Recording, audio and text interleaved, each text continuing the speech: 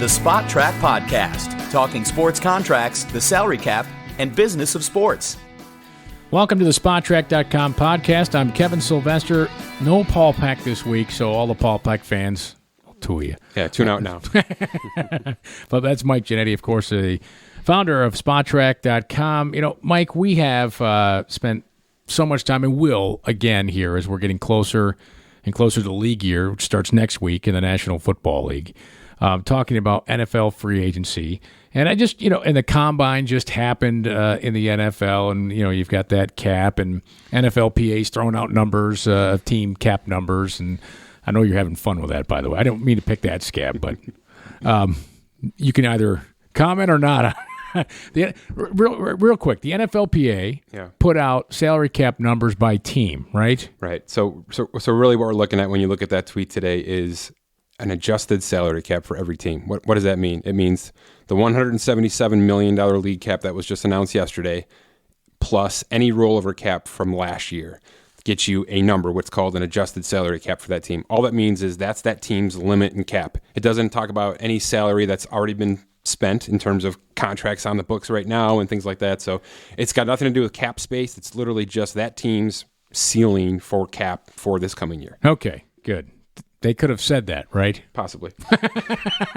All right. I'm just, well, listen, that's why SpotTrack.com has all the information, all the signings, and those signings continue to happen, and we'll see more and more throughout here, players being re-signed or players have been cut and signing with their teams.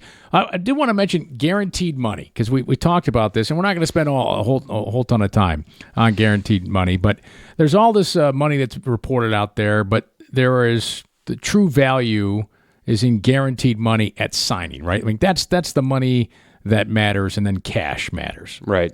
All the different elements of the contract that come out, and they will be reported, in grave detail next week with the start of free agency. But really, this was just kind of a precursor for what's coming, right? So these big free agent contracts, will be reported in the next few days in terms of what's being, agreed to and things like that. And then obviously they'll come to fruition on March 14th.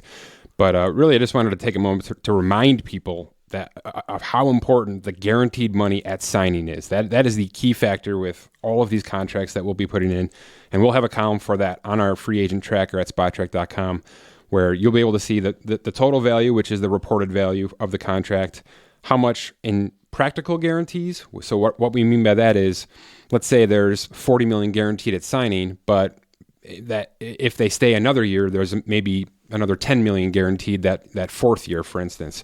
So we do a practical guarantee figure, and then we do the guaranteed at signing figure, which is it's money that's guaranteed as soon as he signs the contract, whether that's a signing bonus, guaranteed salary, roster bonus, things like that. That's it. That's the number you really want to be looking at in terms of everything, in terms of how long that lasts in terms of years. So if there's guaranteed money in the second and third year, then you can essentially count it, a 3-year deal instead of a 5-year deal, which might be the total report. But really, that's the term to think about in the back of your head as you're reading Twitter and you're reading articles out there and you're seeing these reports come in. Guaranteed money at signing, and really what I've done just quickly for a few minutes here is I've sort of assessed that term over the past few seasons to kind of see if it's becoming more of a vice for contracts at the free agent period, and it has slightly. It has. So the numbers are sort of staggering. So bear with me. But 3 years ago, 2015, free agent period. There were 2 billion free agent contracts signed, right? Total contracts, 2 billion. 700 million of that was guaranteed at signing. So you're talking about 34%, which, that's interesting. Right. No, it's not great for the players. No. No. When you're talking about other leagues that are fully guaranteed, in terms of full guarantees, that's what we're talking about with the NFL. We're talking about 3 years ago, 34% of these major contracts were fully guaranteed. That's basically, all right, let me pare it down to everybody listening right now. And I'm going to offer you a new job with the Acme company here. Sure. And I'm going to pay you, over the next 3 years, I'm going to pay you $100,000 a year. That's $300,000. I'm going to guarantee you $34,000. Yeah. Okay, that's it. That's your signing. What's a guarantee? The rest, if you stick around, you earn that. But there's no, it's I can cut you loose, but I'm only guaranteeing you $34,000 a year, and you're like, oh, great! And I'm gonna give it to you up front as a bonus. Here you go. Sign on. Here's your $34,000, and then you think, okay, I'm going to make that other $266,000. Well, you probably make $66,000 of it, and then you're not thinking I'm going to cut you loose. Yeah, it's right. it's staggering, and that's a very simple. It's a pretty staggering number for such a physical sport where you really have to put yourself out there, and hopefully these numbers improve, and they have improved, but I don't think at a rate that agents and players would like them to. So just fast forwarding to 2016, it's only increased to 37%. But that was on $2.25 billion. Yeah, I mean, right? Yeah, the reported values are definitely going up. I mean, there's no question that contracts continue to get bigger and bigger in terms of total values. The guaranteed part of it is only slightly getting bigger, though, right? So $2.2 billion, where $840 million were guaranteed at signing. And then just last year, we had almost $2.5 billion in total reported contracts, $950 million of which were guaranteed at signing. So we're over 38% in, which is about almost 5% increase over 3 years. So I don't know, maybe we'll hit that 40% mark this year. I think that's probably a fair assessment, but it's nowhere near where it should be. In my opinion, where we are right now, 7 years into this new CBA, we should be at least at 50%. You would think so, yeah, right? We really should. I mean, and obviously this is positional too, and I'm going to put a report up later, and I'll have that on Twitter and on Facebook as well. But I'm going to put a report together that shows you the positional breakdown of how this guaranteed money lays. And it's not going to surprise you for a lot of reasons. I mean, your quarterbacks and your wide receivers and your defensive tackles, they're going to be your breadwinners in terms of this guaranteed money. But there's going to be some... in terms of the 3-year span, which I'll break it out for you, you're going to see how running backs were devalued, and you're going to see how cornerbacks were increased and things like that. And you're sort of going to see how the total contracts that we see every day, they're reported, are sort of being reflected in terms of the guarantees. And to me, that's got to change. It's just got to change. Every single position should be in that 45 to 50% range in terms of guarantees. And teams should just deal with dead cap. And if they don't want to deal with dead cap, what they can be doing is what we see teams starting to do, which is front load short-term deals, almost all guaranteed. That way there's no dead cap after you're done, right? That's essentially what the franchise tag is. That's what you're going to see with Jimmy Garoppolo in 2 to 3 years here based on that front-loaded salary. To me, that's where we need to go. And I think teams know that, and that's why we're seeing ridiculous amounts of cap space available to a lot of teams. I mean, you're seeing 5 to 6 teams with $60 million plus in cap space, and that's why they want to be able to get expensive short-term contracts to the players so that they can move on without dead cap, players can be compensated properly, and hopefully everybody wins. Yeah, no, it makes sense. When you put it that way, it does make sense because as you were going through the numbers there, as far as the percentages, and the amount of money, like $953 million off of $2.5 billion that's guaranteed, it makes sense. If I owned a team, I wouldn't be sitting here talking to you. But if I owned a team, I would want the flexibility to not be weighed down by long-term expensive contracts. I want to, and frankly, there's business owners listening to this right now. You own a business. You want the top talent you can get, and you want to be flexible if that top talent doesn't perform to the expectations you had when you hired said talent. So this does make sense. And if you're the talent, especially these millennials, right? As most of these players are, they're young. They're not like the 30-year corporate loyalty's gone, and I think the same thing with teams now too, right? In sports, we see that because of contracts. So we shouldn't be surprised that the players want as much money up front as possible to go in there and give me that guaranteed money, so I know what I'm going to make. And if it doesn't work out, then I can go get another front-loaded deal and get the money now. Who doesn't? It's like if you win the lottery, you want the money now, not the payments over 20 years. Yeah, and look, it's not an accident that Kirk Cousins reportedly wants a short-term contract. And that's not just so that he's a free agent in 3 years, right? I mean, that is part of it, obviously. Sure. But it's for this reason. It's for, I don't want some 5-year contract offer that the Redskins gave me that's spread out over 5 years where I can't make my money until the 4th year, which I might not even get to because they can probably cut me before that. Look at that 6 to 7 years ago when the CBA hit and the hard cap hit, that's what teams were doing, right? Obviously, they were spreading things out so that they had team-friendly contracts, so that cap hits were spread out, so that everything worked for them. The players have started to take things back over here, and that's a good thing. It's where the Kirk Cousins request is where other people should be right now in terms of leverage. I want to be in and out. I want to make my money. I want to produce, right? I want to be compensated, but I want to be on a team where I can win. And I'm hoping teams figure out how to make that work. And I think we're going to see that in the next probably 5 days. Well, because in other sports, I'll use hockey, for example. You are locked in. You're locked in with a team that you sign with your initial for 5 years at least, probably 6, maybe 7. Maximum 8, yep. Right. And, then by the time you hit free agency, you might be out of your prime or you just might be in the middle. You get one. Usually players in the National Hockey League get one crack at free agency. Yep. And everybody's upset, like, oh, why are they testing the market? Why won't they resign? Because it's their only shot to really move where they want to move. NBA, we're seeing the short-term deals, right? We are. And so the movement with players is a little bit easier. They're controlling that more. I think we're seeing that.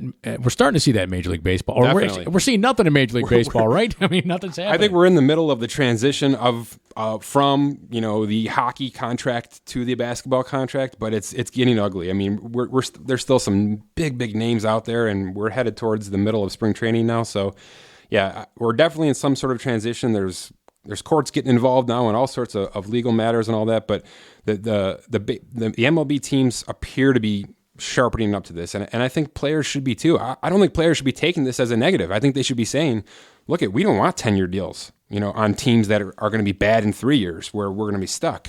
I think this is a positive thing for both sides. We just need to figure out how to compensate it properly, and I think that's I think the Kirk Cousins situation should be the poster boy for this, right? I think we're going to see what could be like a 3-year, $90 million fully guaranteed contract.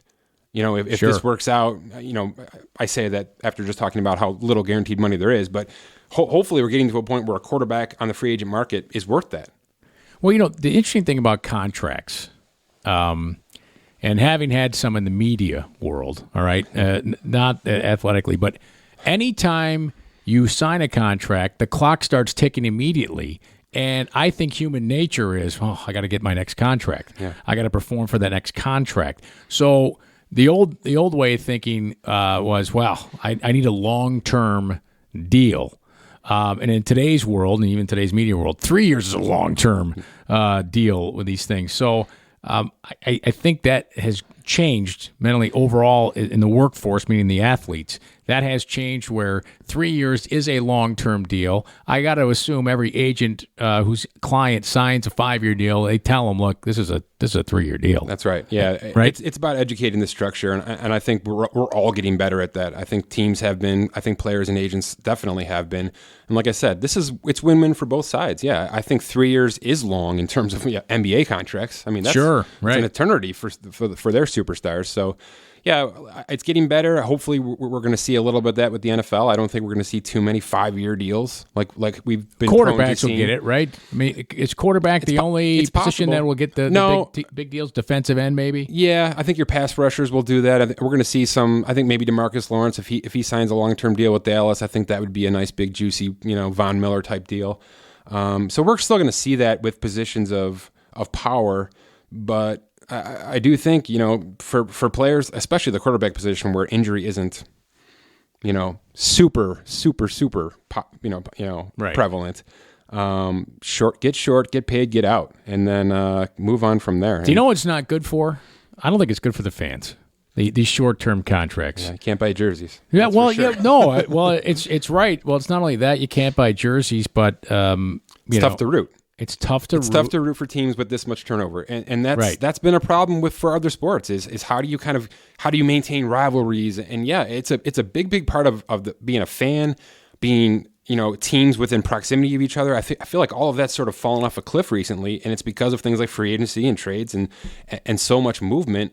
And really, that all kind of dwindles back to the salary cap, right? I mean, when there's not a salary cap, when you look at baseball, at least over the past 15 years, you're seeing a lot of long-term deals like we've talked about. There are a lot of guys that you can rely on year by year, and it's easier to root for a situation like that. And it's getting less and less easy to do that in basketball, and I think football's getting worse and worse by year as well. I think, what do you think of it? Well, let me propose an idea to you here. Sure. What do you think of a legacy exemption in each of the sports that have a CBA?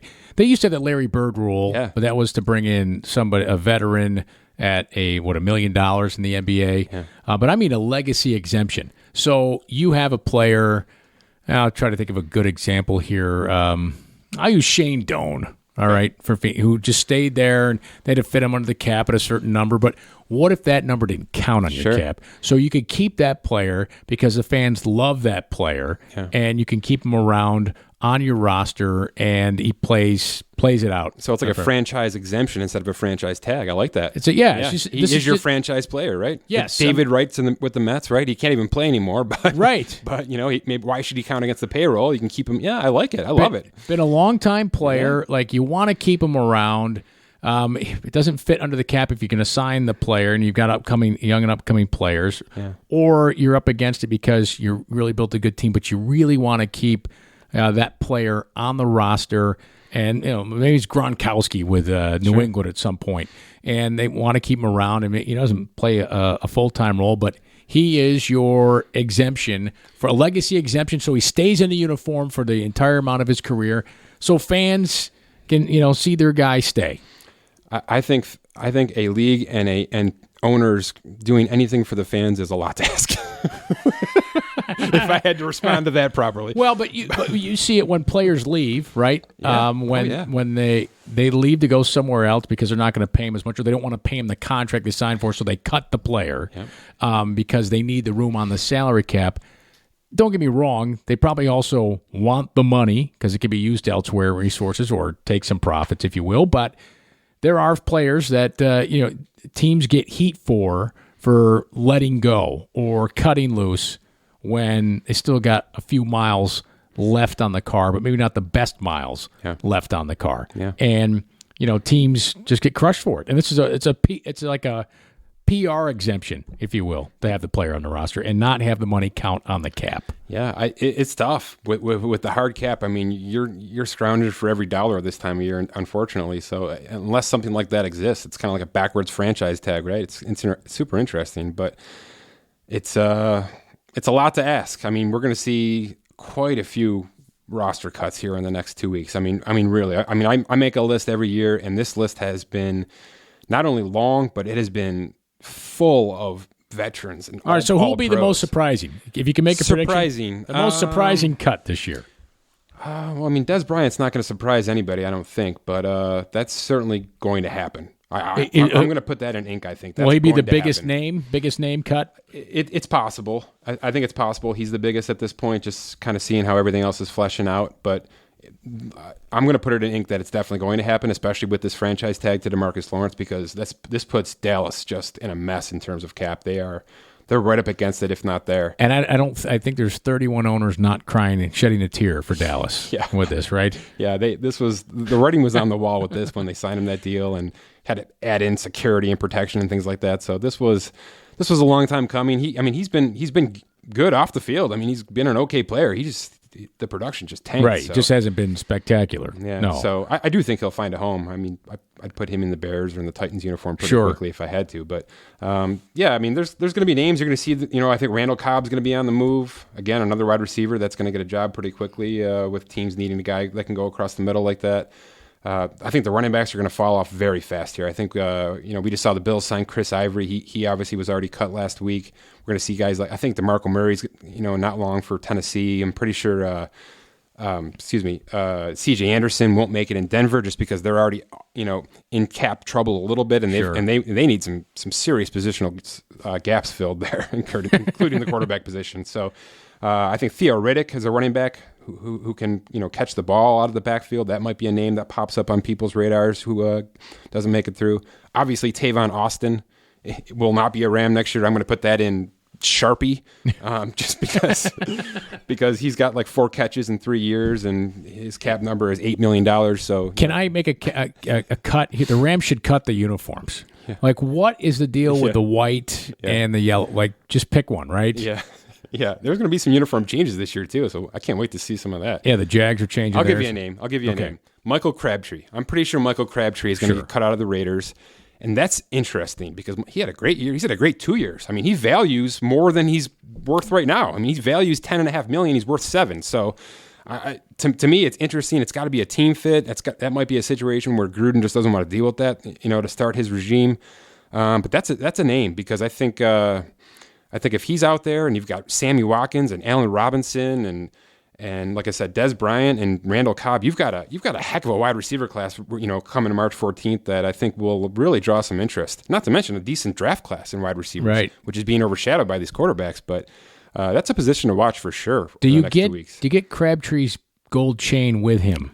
I think you'd probably have to buy him a new one, right? Probably. That's right. Yeah, someone's got to buy him a new one, right? Yeah, that comes with it.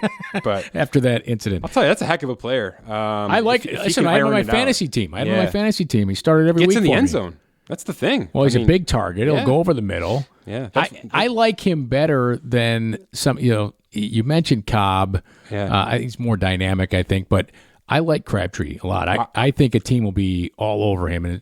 I think I put him ahead of Dez just because of his ability to find the end zone, and I think.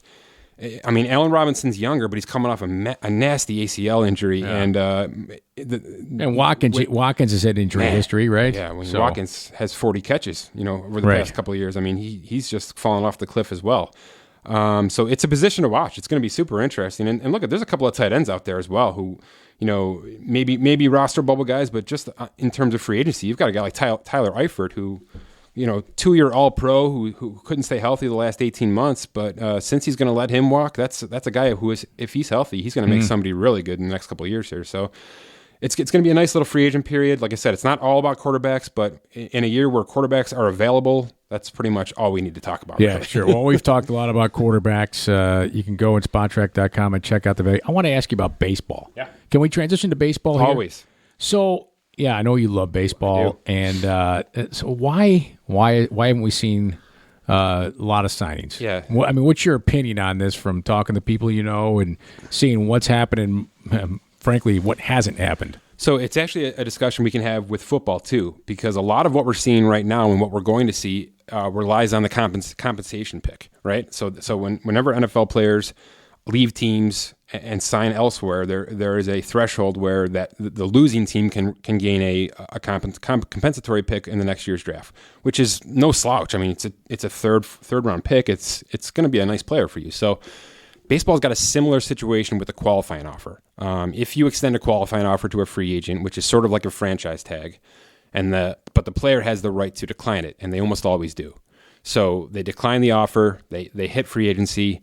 If and when a team signs that player to a certain term at a certain level of money, right? There's thresholds in terms of that.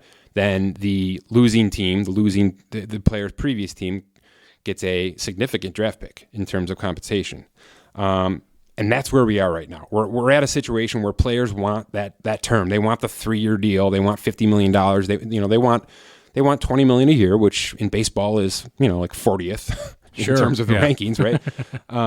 But they want a significant payday. It doesn't have to be top money for these players. We're talking about some major pitchers like Arrieta and Lance Lynn. But my guess is they're looking for that third year and fourth year at 30 years old, and teams just won't do it because the compensation, what they have to give up, in addition to the money to bring these guys in, just isn't worth it for them. So that's where we are. We're at a situation where there's actually some CBA logistics that are holding these players back. And to me, that's probably where we are with courts and lawyers and agents, being pissed off in conferences and things like that.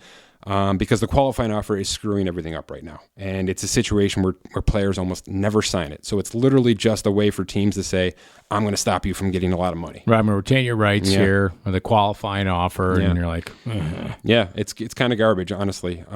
It had good intentions. It sort of had the intentions of what we talked about with the franchise player. It was intended to keep the player around. Right. It was supposed to be a nice little salary, especially for players who weren't going to get top dollar anyway.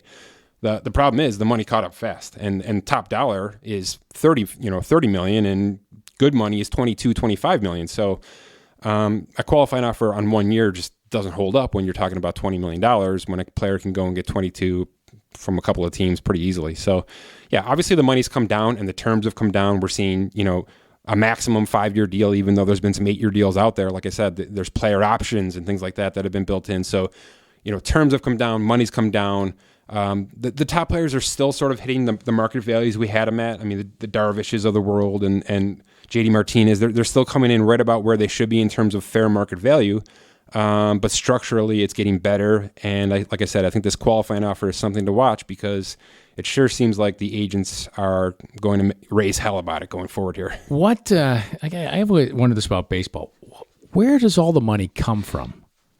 Hot dogs. No, well, I know it's not hot dogs. No, but I mean, it's not just.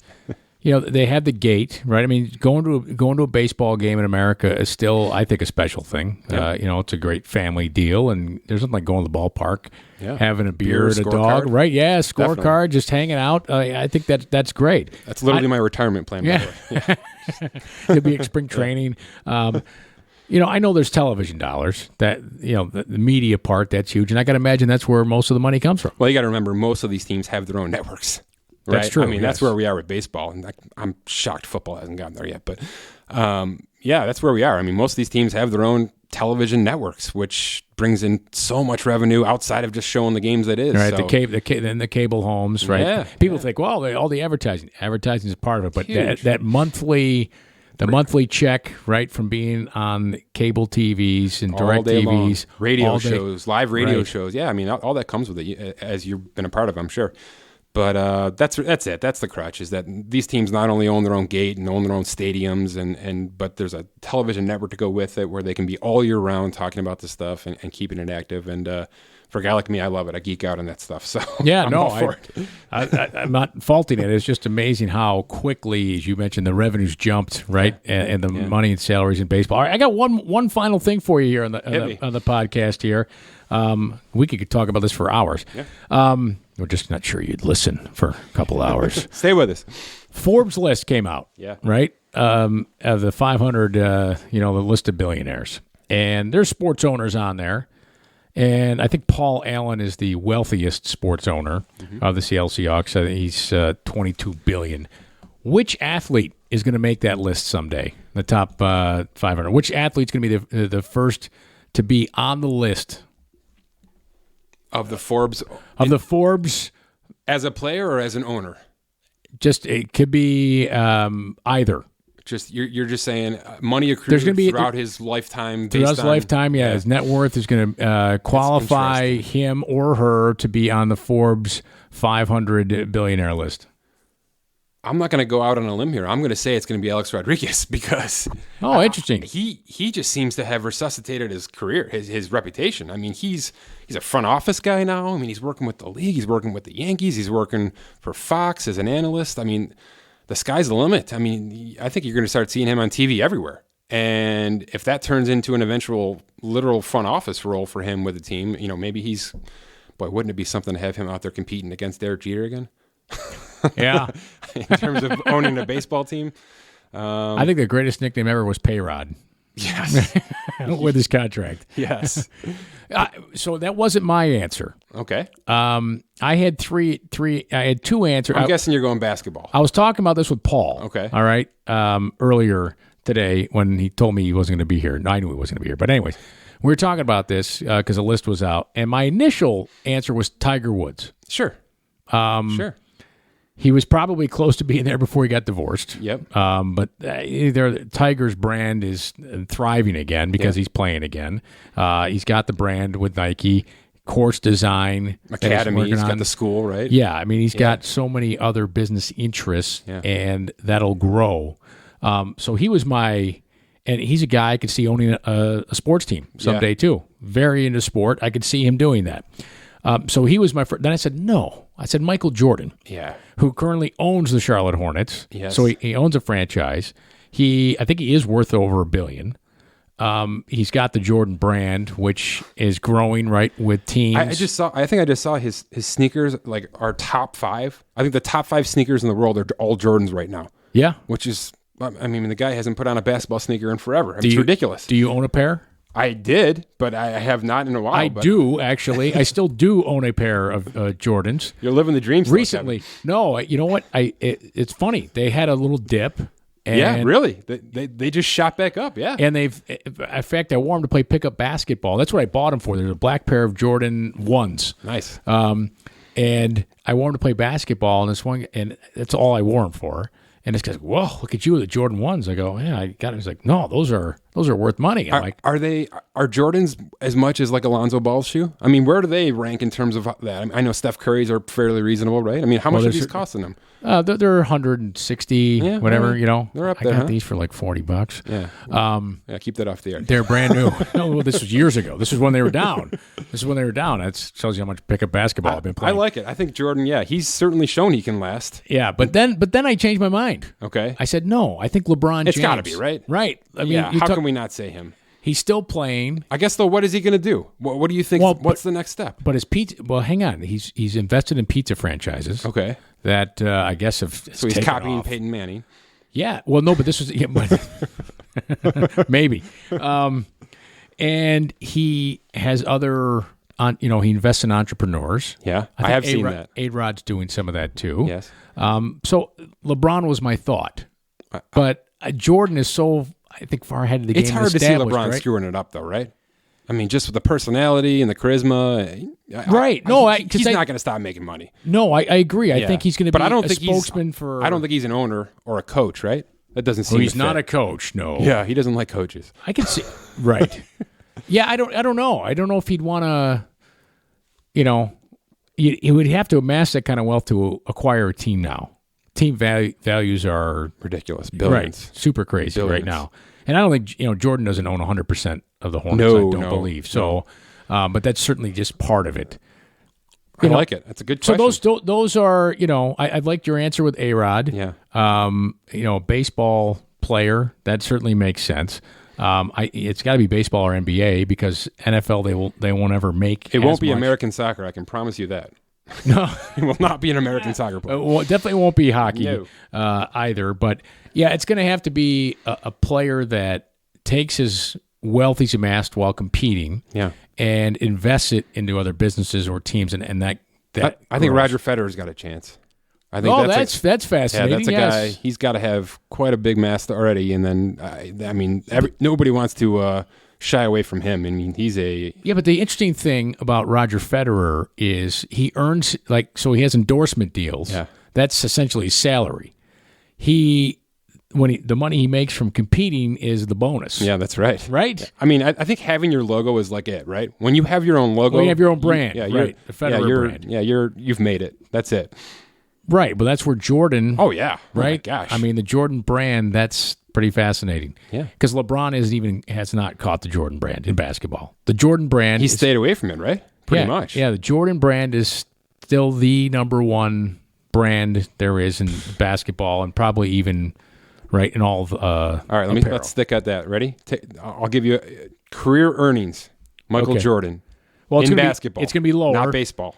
His career earnings in basketball, 1984 to 2002. I'm going to say with 3 years missed. Remember, I'm going to say he made career earnings in this is salary. 16 seasons. Michael Jordan's career earnings salary. I'm going to say it was $90 million. 93. All right, that's good enough. Yeah, we'll give you the win. All right, but what did he make from Nike? From the Jordan brand, unlimited, hundreds of millions of dollars. Yeah.